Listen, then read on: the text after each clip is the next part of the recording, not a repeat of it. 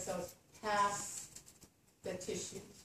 So the blood is coming back to your alveoli, 75% saturated with oxygen already. Seems like a waste, but you don't know when you're going to start to exercise. Oh my God, I forgot I didn't feed my meter, and you have to burst out and run to the parking meter and feed your meter. So you have a lot of wiggle room.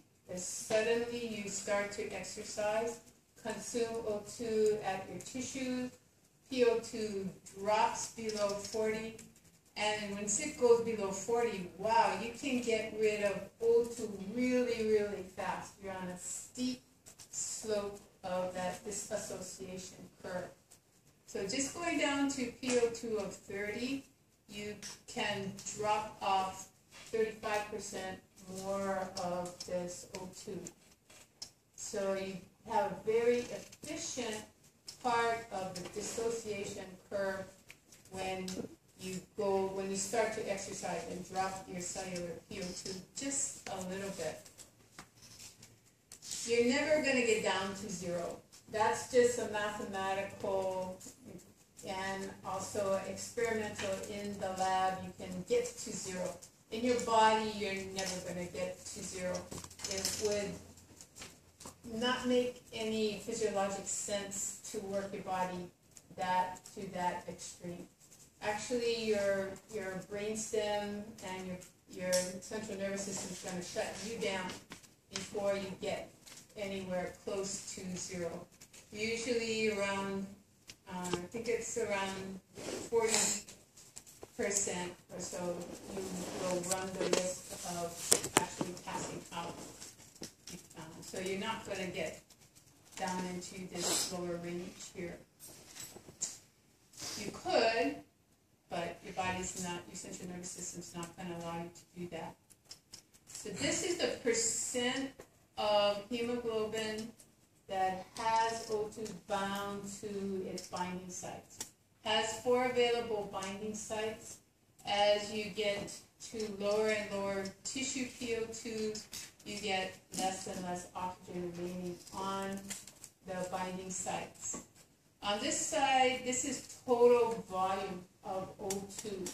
It's not talking about the number of O2 per hemoglobin, but it's talking about the whole volume of O2 that's in the blood.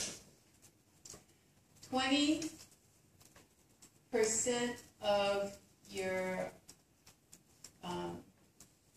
20 mLs of O2 is in your blood at 90% saturation or 98% saturation.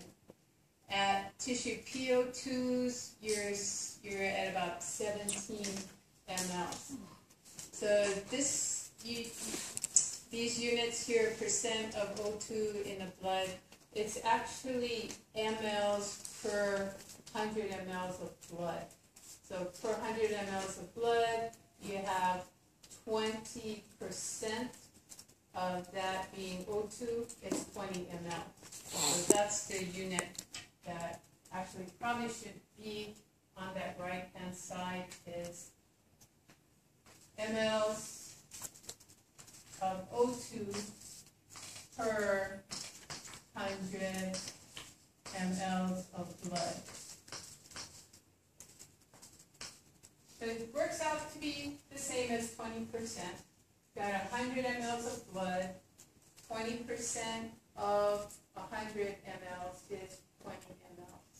So you had, at the top, you have 20 mLs per 100 mL, and then 17 mLs per 100 mL when you get out to your tissue PO2 of 40. So be able to read your graph. It might just be that simple. Whole point, just as simple as remembering 40 is your tissue PO2. What is the number of mLs at this PO2?